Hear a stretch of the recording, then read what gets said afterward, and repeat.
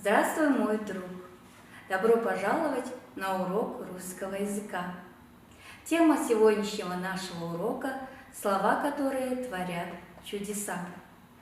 Сегодня на уроке ты узнаешь о волшебной силе вежливых слов.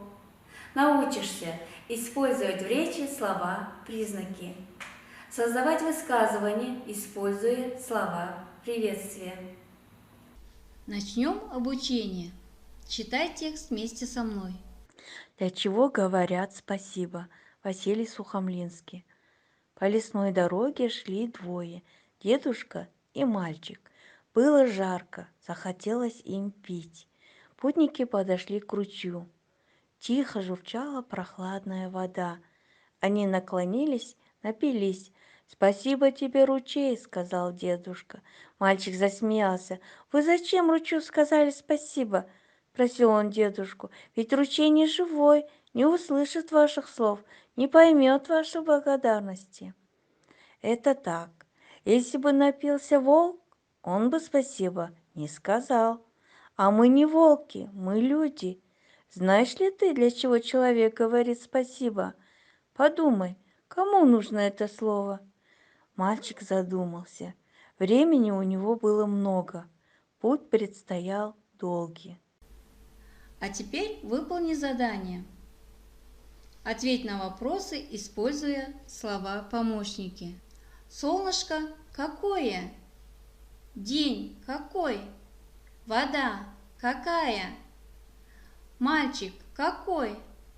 Дедушка какой? Используй слова-помощники. Добрый, чудесный, яркое, любознательный, холодная.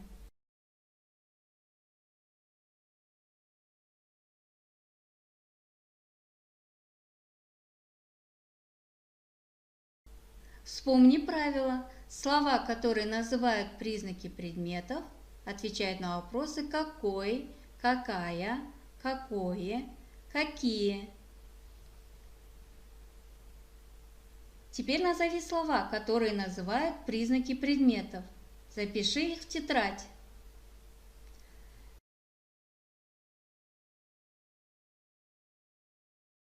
Ты славно поработал, а теперь проверь себя. Солнышко какое? Яркое. День какой? Чудесный. Вода какая? Холодная. Мальчик какой? Любознательный. Дедушка какой? Добрый. Молодец, ты справился с заданием. Научился различать слова-признаки. Ребята, теперь давайте подумаем и порассуждаем. Для чего же говорят спасибо? Ситуация первая. Дедушка сказал спасибо ручью. Почему? Верно, потому что было жарко, и дедушка с внуком сильно хотели пить. Ручей их напоил. Спасибо ручью. А как рассуждал мальчик, ситуация вторая. Мальчик сказал: «Вы зачем ручью сказали спасибо? Ведь он не живой, не услышит ваших слов». Ситуация третья. Какие слова дедушки заставляют нас задуматься? А мы не волки, мы люди. Знаешь ли ты, для чего люди говорят спасибо? Да, ребята, спасибо – слово волшебное. В русском языке есть вежливые волшебные слова, которые творят чудеса. Пришло время получить урок вежливости. Давайте поиграем в игру «Да скажи словечко». За помощь и поддержку всегда благодарим и, получив подарок, «Спасибо!» говорим. Вылез крот на белый свет и сказал ежу: «Привет! Очень прошу вас, будьте мудры, глупости вам совсем не нужны. Вежливым словом просьбу начните, будьте любезны, будьте добры». Если встретился знакомый, хоть на улице, хоть дома, не стесняясь, не лукавствуй, а скажи погромче: «Здравствуй!» Если просишь что-нибудь, то сначала не забудь разомкнуть свои уста и сказать: пожалуйста.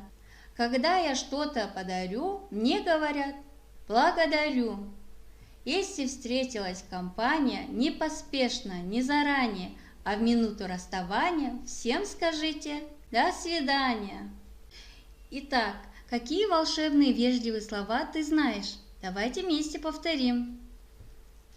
Здравствуйте, доброе утро, добрый день, привет, будьте добры, благодарю, извините, простите, спасибо, пожалуйста, до свидания, всего хорошего, до встречи. Молодец, здорово, очень даже хорошо. Ребята, Санат просит помощи, говорит, что он запутался. Поможешь ему подобрать вежливые слова? Не слышу. Да, тогда поехали. Какие слова мы говорим при встрече? Верно. Здравствуйте, добрый день, я рад тебя видеть. Как ты себя чувствуешь? А какие слова мы говорим при расставании?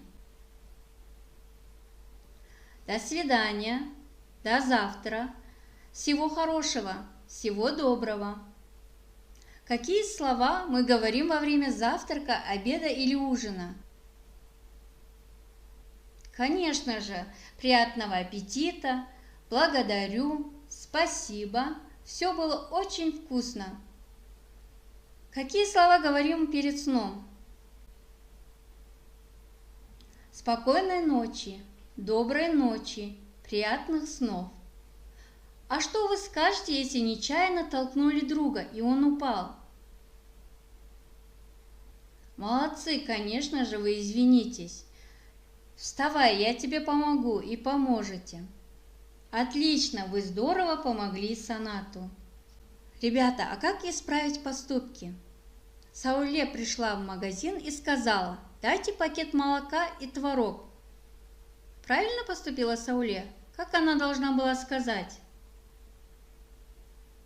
Правильно, надо было поздороваться и сказать «пожалуйста». Асет забыл ручку дома и попросил у Рабии: «Эй, дай ручку, а то мне нечем писать». Рабия ответила: «Извини, Асет, у меня нет ручки». Кто из детей поступил правильно, а кто поступил неправильно? Верно, ребята, Асет поступил невежливо. Он не знает и не использует в речи вежливые слова. А ты, юный друг?